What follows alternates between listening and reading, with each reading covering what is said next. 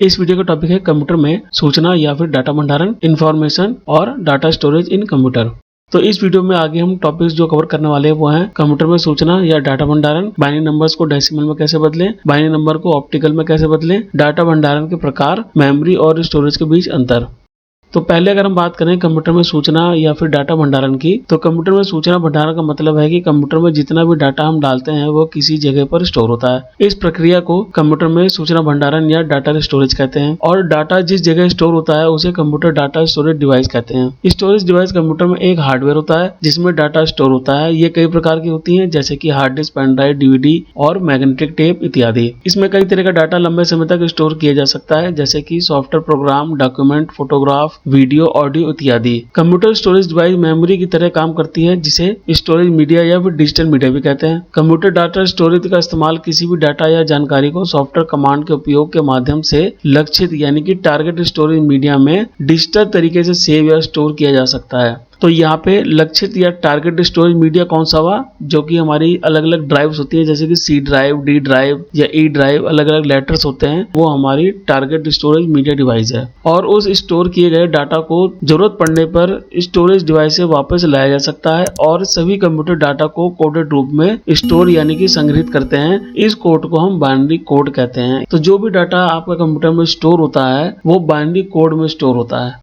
तो binary code यानी कि बाइनरी नंबर सिस्टम के बारे में थोड़ा और जान लेते हैं। तो ये दो नंबर यानी कि 0 और 1 से मिलाकर बनता है। इसमें केवल 2 अंक या डिजिट होते हैं, 0 और 1। इन 0 और 1 प्रतीकों को बाइनरी अंक या फिर 1 बिट कहा जाता है। इस प्रकार बिट कंप्यूटर में मेमोरी की सबसे छोटी इकाई है। प्रत्येक वर्ण यानी कि जितने भी हमारे कैरेक्टर्स होते हैं, चाहे वो न्यूमेरिक में हो यानी कि जिसे हम हिंदी में संख्यात्मक कहते हैं, अल्फा न्यूमेरिक में हो या फिर दशमलव में हो, डाटा को बाइनरी कोडेड के रूप में स्टोर किया जाता है। इसमें जब 0 होता है तो यह बिजली के बहाव को स्वीकृति नहीं देता है, और जब 1 होता है तो वो बिजली के बहाव को स्वीकृति देता है, जिसको डिजिटल सिग्नल भी कहते हैं। और कंप्यूटर इन्हीं डिजिटल सिग्नल पे काम करता है। तो नीचे इमेज में आप देख पा रहे होंगे कि डिजिटल सिग्नल कुछ इस प्रकार काम करते हैं। तो डिजिटल सिग्नल जो होते हैं वो निश्चित होते हैं। इनमें 2 ही कंडीशन होती है, 0 या 1 की। तो आप यहाँ पे देख सकते हैं एक स्क्वायर सा बनता चला जाता है जब हम डिजिटल सिग्नल की बात करते हैं। और इसमें जो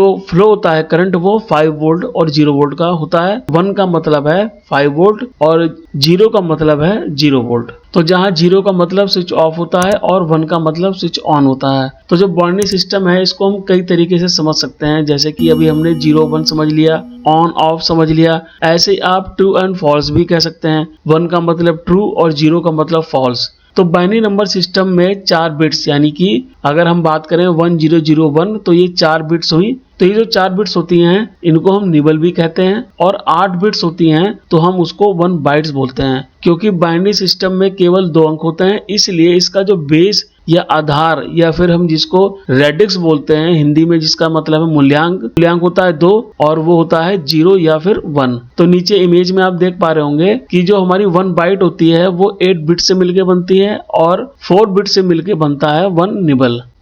तो ऐसे अगर हम बाइनरी नंबर्स की बात करें जिसको हम मेमोरी इकाइयां में बोलते हैं, तो अभी हमने पीछे समझा कि 0 और 1 होता है 1 बिट और 4 बिट का 1 निबल होता है, 8 बिट का 1 बाइट्स होता है। तो ऐसे ही जब 1024 बाइट्स हो जाती हैं तो वो बराबर हो जाती हैं 1 किलो बाइट्स के। और जब 1024 किलो बाइट्स यानी कि 1024 किलो बाइट्स बराबर होती है 1 मेगाबाइट्स के। तो इसी तरह ये इकाइयां बढ़ती चली जाती हैं megabyte, gigabytes, terabytes, petabytes, exabyte और जेटाबाइट्स में।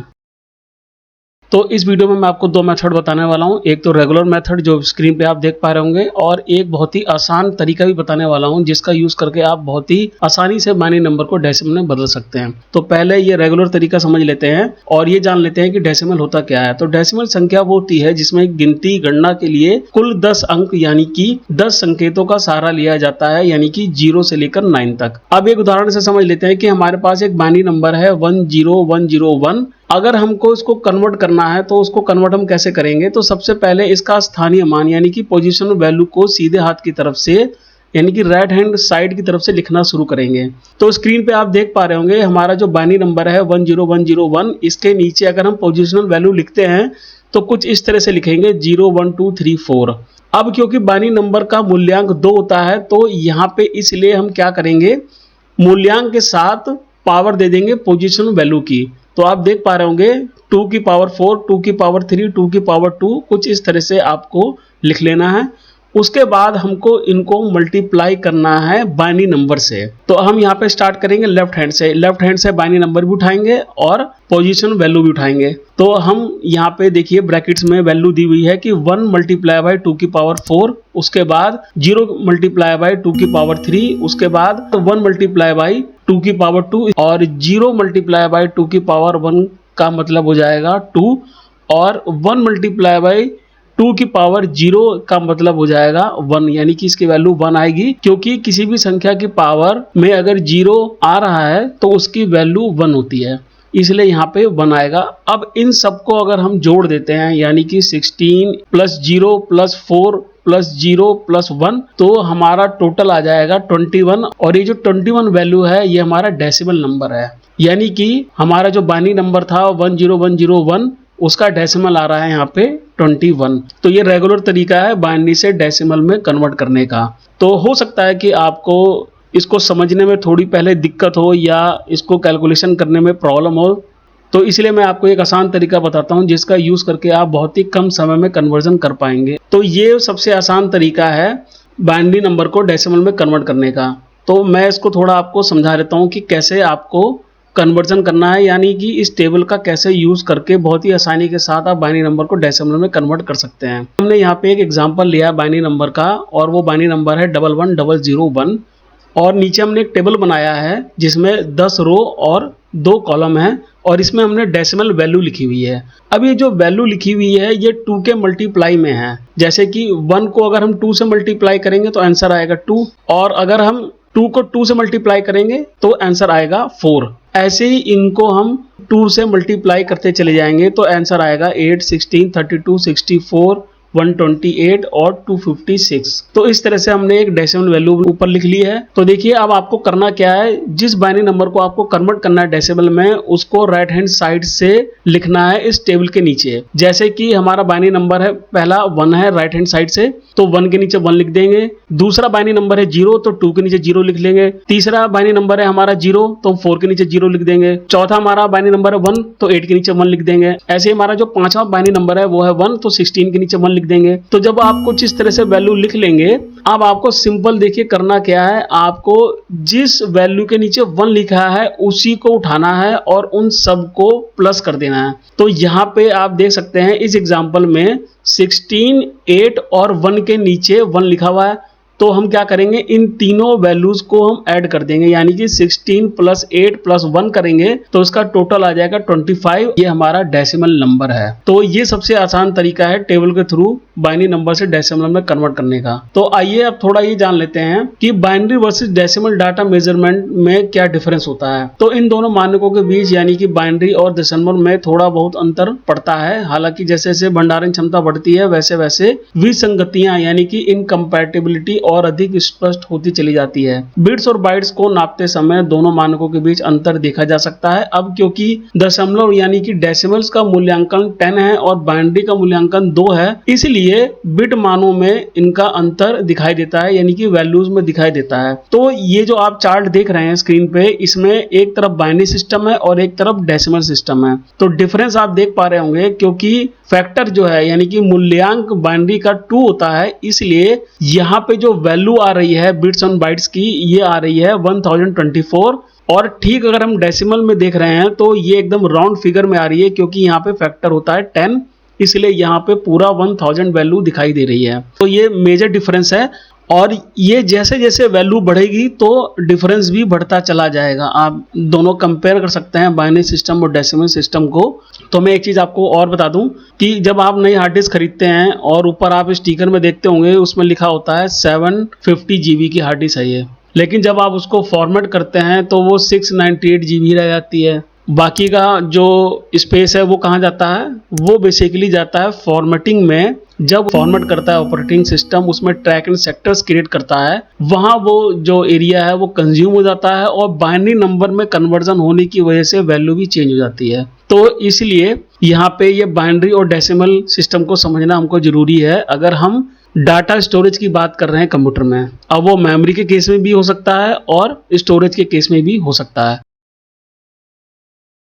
पहले ही समझ लेते हैं कि बाइनरी नंबर का उपयोग करके डाटा कैसे संग्रहित या स्टोर किया जाता है। तो जब भी आप किसी फाइल को सेव करते हैं या आप सेव करना चाहते हैं, तो मान लीजिए आपको कोई वीडियो फाइल सेव करनी है अपने कंप्यूटर में, तो कंप्यूटर क्या करता है, एक नंबर के रूप में उसको स्टोर कर लेता है। डाटा को संख्याओं में परिवर्तन करने के बाद संख्याओं को बाइनरी संख्याओं में परिवर्तन किया जाता है। कहने का मतलब यह है कि ऑपरेटिंग सिस्टम उसको डेसिबल में शो करता है, लेकिन हार्ड डिस्क के केस में क्या होता है, हार्ड डिस्क हमेशा बाइनरी नंबर्स में ही डाटा को स्टोर करती है। तो आप इमेज में देख पा रहे होंगे कुछ इस तरह से डाटा स्टोर होता है आपके हार्ड डिस्क ड्राइव में। तो अधिकांश समय संख्याएं सभी संभावित मान दिखाने के लिए 0 से लेकर के 9 तक 10 अंकों का उपयोग करती हैं। बाइनरी संख्या वहां मौजूद सभी डाटा का प्रतिनिधित्व करने के लिए केवल 2 अंकों का यानी कि 0 और 1 का उपयोग कर सकती है। जैसे कि मैंने अभी आपको ये बताया कि हार्ड डिस्क में बाइनरी नंबर्स में डाटा स्टोर होता है और ऑपरेटिंग सिस्टम आपको डेसिमल नंबर में उसको शो करता है, उसकी कैपेसिटी शो करता है। तो यहाँ पे इस लाइन का मतलब यही है। तो बाइनरी संख्याओं के साथ किसी भी मान को वस्तुओं की एक श्रृंखला के रूप में संग्रहित किया जा सकता है, जो या तो सत्य यानी कि 1 या फिर गलत यानी कि 0 हो सकता है। तो बाइनरी नंबर्स का मतलब यही होता है। 0 का मतलब होता है ऑफ और 1 का मतलब होता है ऑन, या आप इसको यस और नो भी बोल सकते हैं। तो आप इसको ट्रू और फॉल्स भी बोल सकते हैं। तो आप जो भी जिस तरह से भी समझना चाहें आप समझ सकते हैं। ये सभी एग्जांपल्स हैं। तो आइए अभी जानते हैं कि बाइनरी नंबर को ऑक्टल नंबर में कैसे बदलते हैं।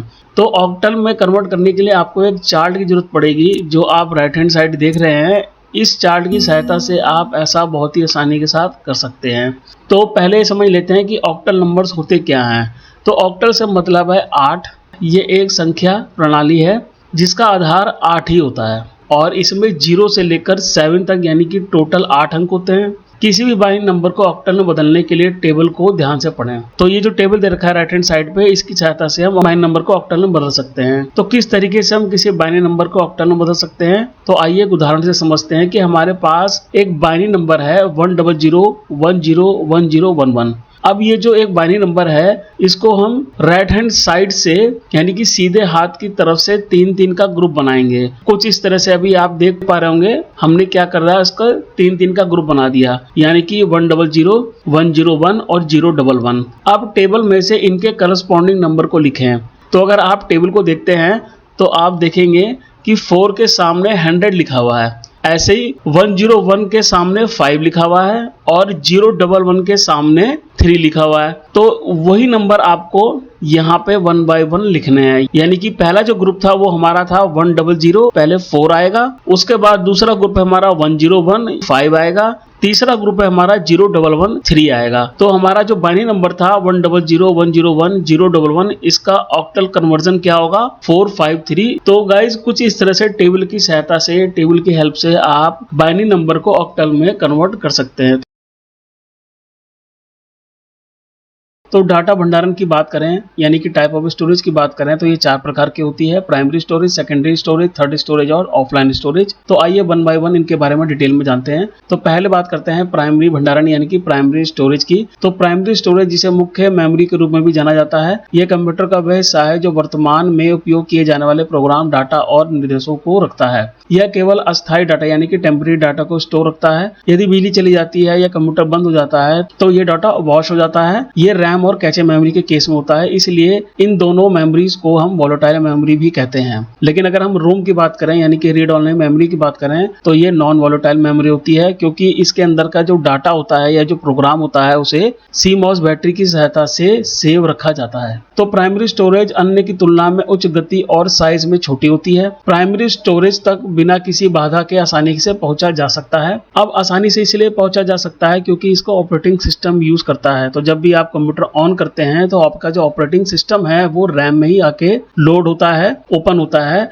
यहाँ तक कि आप जो भी प्रोग्राम कंप्यूटर में इस्तेमाल करते हैं वो भी रैम में ही ओपन होते हैं। तो प्राइमरी स्टोरेज को मेमोरी बस की मदद से CPU से जोड़ा जा सकता है। और अगर कैश मेमोरी की बात करें तो ये एक स्टैटिक मेमोरी होती है और ये आपको मेमोरी या फिर स्टोरेज डिवाइसेस में मिल सकती है। यह एक हाई स्पीड एक्सेस क्षेत्र होता है जो या तो मुख्यतः मेमोरी या फिर स्टोरेज डिवाइस में आंतरिक अनुभाग यानी कि रिजर्व सेक्शन हो सकता है। कैशे मेमोरी को एक रिजर्व सेक्शन की तरह यूज किया जाता है। इसके बाद बात करते हैं सेकेंडरी स्टोरेज की यानी कि द्वितीय भंडारण की। तो ये जो सेकेंडरी स्टोरेज है ये परिधीय भंडारण यानी कि पेरिफेरल स्टोरेज के रूप में भी इसको जाना जाता है। ये अस्थायी यानी कि परमानेंट डाटा स्टोरेज होती है। बिजली चले जाने पर भी आपका डाटा बरकरार रहता है और वो वॉश नहीं होता। तो इस स्टोरेज में कंप्यूटर उन सूचनाओं को संग्रहित करता है जिसके वर्तमान समय में उपयोग की आवश्यकता नहीं होती है। प्राथमिक भंडारण की तुलना में यानी कि प्राइमरी स्टोरेज की तुलना में सेकेंडरी स्टोरेज धीमी होती है लेकिन इसकी क्षमता यानी कि कैपेसिटी अधिक होती है। उदाहरण के लिए हार्ड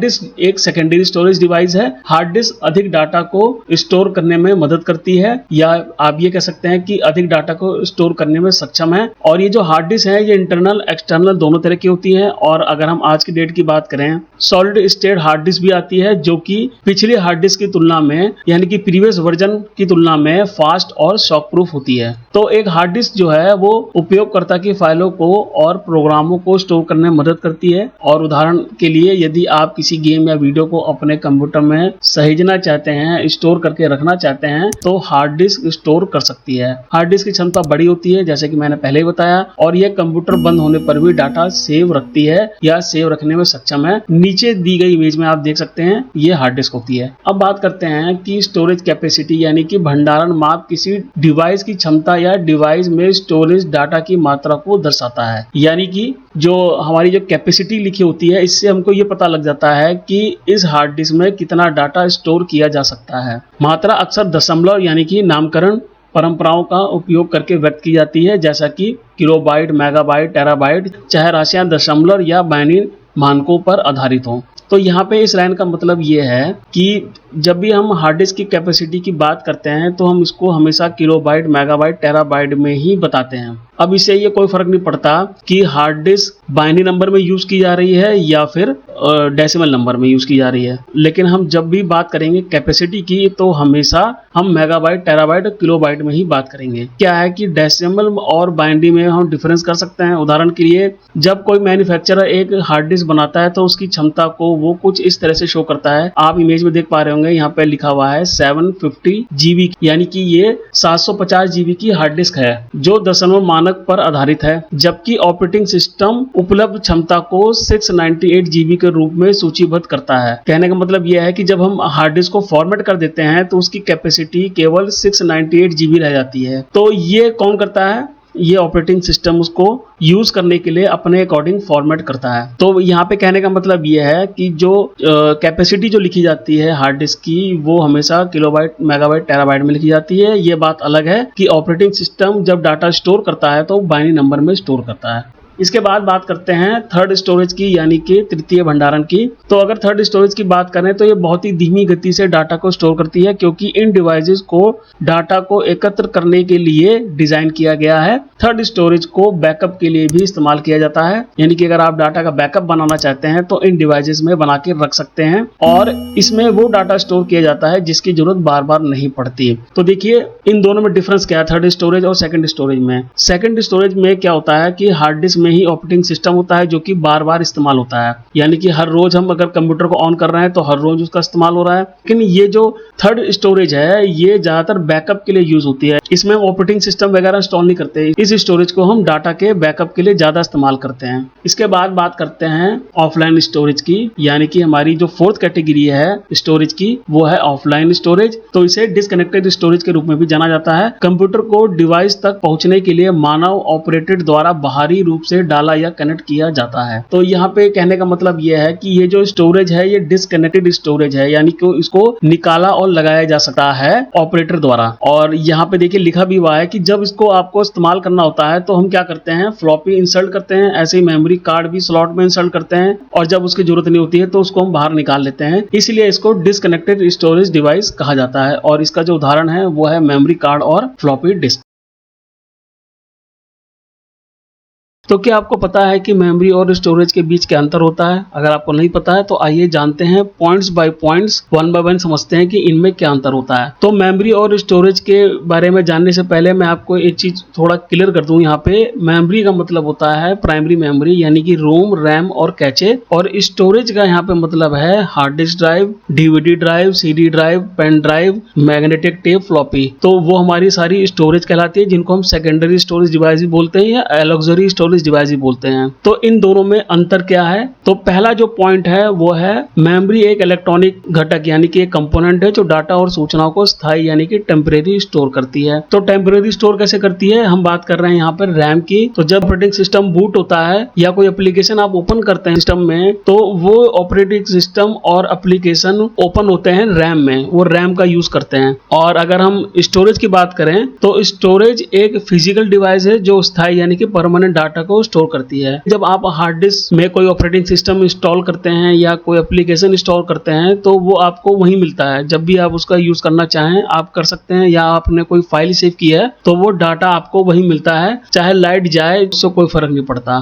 लेकिन मेमोरी के केस में ऐसा नहीं होता। तो मेमोरी के बारे में एक चीज मैं और क्लियर कर दूं, यहाँ हम बात कर रहे हैं रैम और कैचे मेमोरी की। रोम को हम यहाँ पे फिलहाल काउंट नहीं कर रहे हैं, क्योंकि रोम में क्या होता है, एक प्रोग्राम होता है और वो सीमॉस बैटरी के थ्रू सेव रहता है। यहाँ हम रैम और कैचे मेमोरी की ही बात कर रहे हैं मेमोरी के केस में, और स्टोरेज के केस में हम बात कर रहे हैं हार्ड डिस्क ड्राइव की। तो दूसरा पॉइंट है मेमोरी में स्टोर होने वाला डाटा का उपयोग भविष्य में नहीं किया जा सकता, और स्टोरेज के केस में क्या होता है, इसमें स्टोर होने वाले डाटा का उपयोग भविष्य में किया जा सकता है। अब जैसे कि मैंने आपको पहले बताया ना कि अगर आप कोई ऑपरेटिंग सिस्टम हार्ड डिस्क में इंस्टॉल कर रहे हैं तो वो आपको हमेशा मिलता है। जब भी आप कंप्यूटर ऑन करते हैं तो आपके हार्ड डिस्क के थ्रू वो ऑपरेटिंग सिस्टम बूट हो जाता है, और वो बूट होने के लिए कौन सी मेमोरी का यूज करता है, रैम का। तो इसलिए रैम टेम्परेरी होती है और हार्ड डिस्क परमानेंट होती है। तीसरा पॉइंट है स्टोरेज की तुलना में मेमोरी तेज होती है। अब तेज क्यों होती है? क्योंकि वो प्रोसेसर के बहुत ज्यादा पास लगी हुई है ना, और उसकी स्पीड भी ज्यादा होती है, खासकर कैचे मेमोरी की।